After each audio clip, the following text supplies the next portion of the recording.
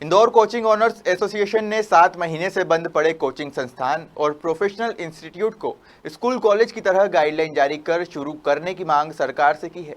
साथ ही कोचिंग संचालकों की 5 सूत्रीय मांगे भी सरकार के सामने रखी, जिसमें कोचिंग इंस्टीट्यूट को भी खोलने की अनुमति देने की मांग की है। कोरोना संक्रमण की वजह से इंदौर में लगभग सभी गतिविधियां शुरू हो चुकी है, लेकिन कोचिंग संस्थान और सभी प्रोफेशनल इंस्टीट्यूट पर 7 महीने से अभी तक ताला लटका हुआ है, जिसे लेकर इंदौर कोचिंग ओनर्स एसोसिएशन ने मीडिया से रूबरू होते हुए अपनी पीड़ा जाहिर की। इंदौर कोचिंग एसोसिएशन के अध्यक्ष ठाकुर रवि दांगी ने बताया कि एमपी में करीब 35,000 और इंदौर में करीब 5,000 कोचिंग संस्थान बंद पड़े हैं, जिससे 5 लाख परिवार बेरोजगारी की भेंट चढ़ चुके हैं। शासन प्रशासन ने अभी गतिविधियों को शुरू कर दिया है, लेकिन कोचिंग पूर्ण रूप से बंद है। कोचिंग एजुकेशन का अहम पार्ट है, इसलिए स्कूल कॉलेज की गाइडलाइन के मुताबिक उन्हें खोला जाए। खास इंसान सबकी हालत खराब है, ऐसे में क्या कोचिंग एसोसिएशन जो है वो फीस स्ट्रक्चर में कुछ तब्दीली करेगा? देखिए, मैं आपको एक बात बता दूं, अभी हम ऑनलाइन क्लासेस तो ले ही रहे हैं। ऑनलाइन क्लासेस की आप फीस देखेंगे तो हमारी जो फीस है उसका मेरे हिसाब से 30 से 40% आपको मिलेगा, मतलब हमने कम कर दी है।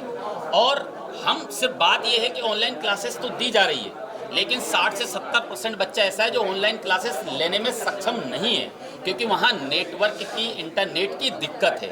उन दिक्कतों को देखते हुए उनकी आवश्यकता के अनुसार हम उन्हें पढ़ाना चाहते हैं और कम दर में पढ़ाना चाहते हैं। बिल्कुल मदद करेंगे, क्योंकि वो बच्चा पढ़ना चाहता है और हम पढ़ाने वाले हैं, तो एक दूसरे के बीच में टाइप रहेगा। लेकिन ये भी सरकार ध्यान रखे, अगर हमसे 18% जीएसटी मांगेगी, अन्य सरकारी कर मांगेगी, तो हम कहाँ से लाएंगे? स्थिति समझे। अगर हमें किराए के भवनों का लाखों रुपए किराया देना पड़ेगा, कहाँ से देंगे? तो इस और भी थोड़ा सा ध्यान रखें कि यदि हमारा खर्चा बढ़ाएगी सरकार, तो कहीं ना कहीं हमें भी उस और ध्यान रखना। आपका अगर सरकार हमारा ध्यान रखती है तो हम बच्चों की तरफ बिल्कुल पूरा ध्यान रखेंगे। बच्चों के रुकने और ठहरने के लिए भी क्या व्यवस्था होगी? इसके लिए बहुत ही अच्छी बात आपने पूछी है। ये इंदौर शहर के अंदर, शहर के लोगों को भी जान के बहुत अच्छा लगेगा और प्रदेश के लोगों को भी जान के बहुत अच्छा लगेगा कि यहाँ जो बच्चा आएगा उसको रुकने से लेके खाने तक और पढ़ने तक पूरी तरीके से व्यवस्था ऐसी दी जाएगी जो कोविड-19 को हराने की होगी, उसको गले लगाने की नहीं होगी। हॉस्टल एसोसिएशन तैयार है, कोचिंग एसोसिएशन के साथ टाइप करके बच्चों की सुरक्षा के साथ काम करने की। आपका नाम बता? रवि दांगी, अध्यक्ष इंदौर कोचिंग एसोसिएशन। रवि दांगी ने बताया कि इंदौर में कोचिंग में लाखों बच्चे पढ़ने आते थे, जिससे स्टेशनरी, बुक स्टोर, नाश्ता पॉइंट, भोजनालय, टिफिन सेंटर जैसे रोजगार चलते थे, लेकिन कोचिंग बंद होने से ये सभी बेरोजगार हो गए हैं। Byte Ravi Dangi view.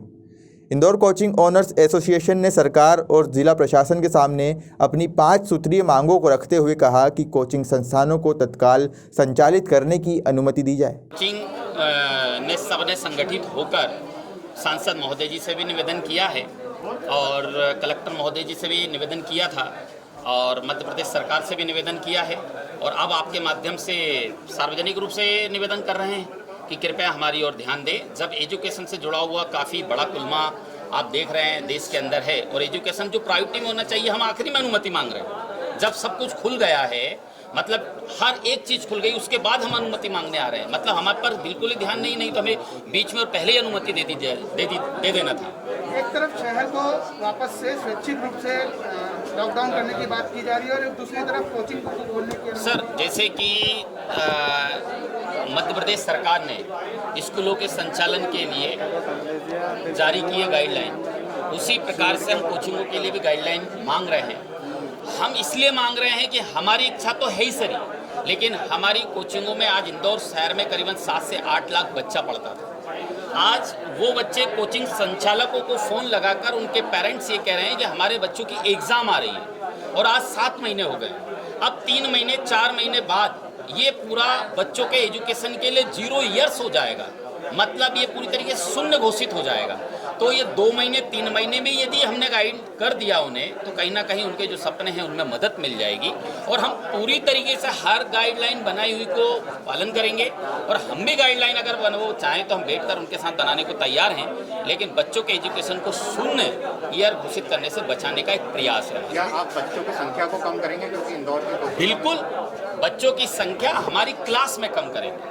जो क्लास में 40 बच्चे बैठते थे, उनको आज हम भी समझ रहे हैं कि बच्चों की सुरक्षा के साथ में हमें, क्योंकि आज हम कोचिंग चलाते हुए हम नहीं चाहेंगे कि एक भी बच्चे की तबीयत खराब हो। अगर एक बच्चे की तबीयत खराब होगी तो बाकी कोचिंग भी बंद होंगी।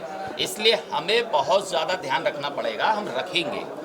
यदि आप इनकी बातों को नहीं मानते हैं तो आगे अगला कदम क्या होगा? उग्र आंदोलन पूरे मध्य प्रदेश की सब चीज़ों के साथ में पूरी देखिए। मांग आज आपसे मांग आपके माध्यम से मांगी है और मेरे हिसाब से मांग पूरी हो जाना चाहिए, क्योंकि हमने कोई भी ऐसी मांग नहीं की है जो समाज की गतिविधियों से हट करे या समाज की आवश्यकता से बाहर जाकर है। समाज के लोगों की आवश्यकता के अनुसार हमने एक मांग रखी है।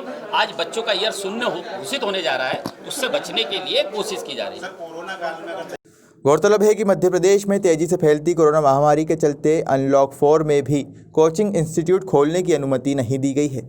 ऐसे में आर्थिक संकट से जूझ रहे संचालकों को शिवराज सरकार कब तक राहत देती है, ये कहना मुश्किल है। इंदौर से निखिलेश सोलंकी की रिपोर्ट।